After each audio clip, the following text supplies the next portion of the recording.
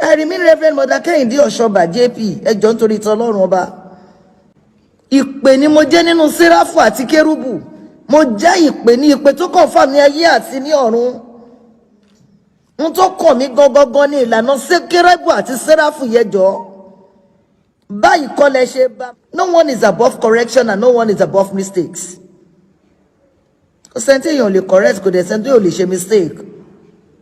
Mi láwọn tẹ́ kó wọnú church pé Ọlọ́run kọ́ ló ṣẹ̀dá wọn, Ọlọ́run ló ṣẹ̀dá wọn, ṣùgbọ́n ẹ fọgbọ́n ṣe o, ẹnu ń kùn yín lẹ́yìn, ẹ má jẹ́ ń tàn yín. People are saying a lot of things, a lot of things. Àwọn nǹkan tó lè rí dínkù aláṣọ funfun. Gbogbo ẹ̀yin bàbá tẹ́ wà lókè ẹ lè sọ̀rọ̀. Nítorí ìjọba ni wọ́n mọ àwọn èèyàn. Torí Ọlọ́run mọ àwọn ènìyàn tí àwọn ènìyàn ẹ mọ̀. Ẹ̀yin náà lẹ jẹ́ kán wọ bàtà wọnú pẹpẹ.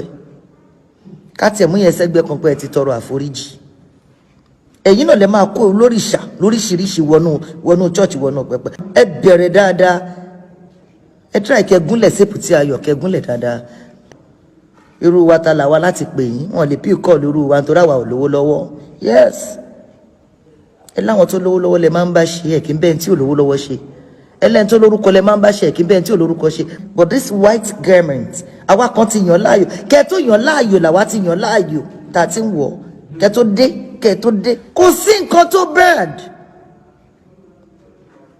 Pé kẹ́ kó àwọn ènìyàn láti ẹ̀sìn kejì. Why not? Èmi ti invite àwọn ìmáàmù to the church mi. Everything went in a decent way. In a decent way. Kò sí tàkasúfè níbẹ̀. In a decent way, lọ ṣe everything. Yes, àpọ́nlé ni. Tamodu is now born again. Àpọ́nlé ni. Ẹ wo bẹ́ẹ̀ kàn ṣe show gbogbo ẹ̀ up lánàá. What's the meaning of that? Well, ohun tí mo kàn wá after ni pé ṣe rí aṣọ funfun yìí a gbé ní iyì jura wa lọ. Àìmọye èèyàn dẹ̀ ló ń wọṣọ funfun tí inú wọn dúdú. Kì í ṣe gbogbo ẹni tó ń pọ̀ lọ́run máa jẹ. Èmi ò mọ Bíbélì o, ṣe mọ̀ pé yín mọ Bíbélì. Psalm 127 débi kò bá ṣe pé Ọlọ́run ọba kọ́ ilé náà. Àwọn tó ń kọ́ wọn ń ṣe iṣẹ́ lásán. Ẹ má gbégbèsí ayé pé bóyá kò sẹ́ni tó lè bá yín sọ̀rọ̀. Ẹ má gbégbèsí ayé pé bóyá ẹnu àwọn èèyàn oorun àbó kí ló ń sọ ta ló ń sọ̀rọ̀. Mi ò lówó tó yín mo dẹ̀ yín bá lówó jù yín lọ. Àlàwọn bàbá tó wà lókè, most of those bàbá wọ́n ti jẹ́ dodo, wọn ò lè sọ òdodo. Ẹ ń bẹ̀rù èèyàn, ẹ dẹ̀ ń ṣe Ọlọ́run ọba.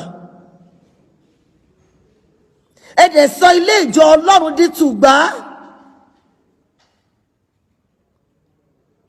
I know very soon, mi ò gbà ládùúrà bẹ́ẹ̀ o.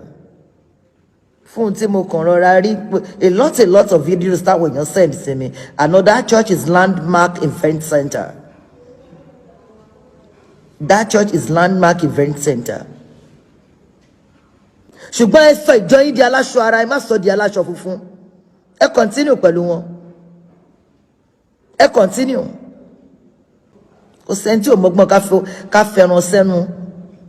Ká wá tí kò sẹ́ni tí ò mọ̀. Ẹ̀yin nìkan kọ́ lẹ máa kọ́kọ́ belong. Do your things in a coded way. Ẹ̀yin nìkan kọ́.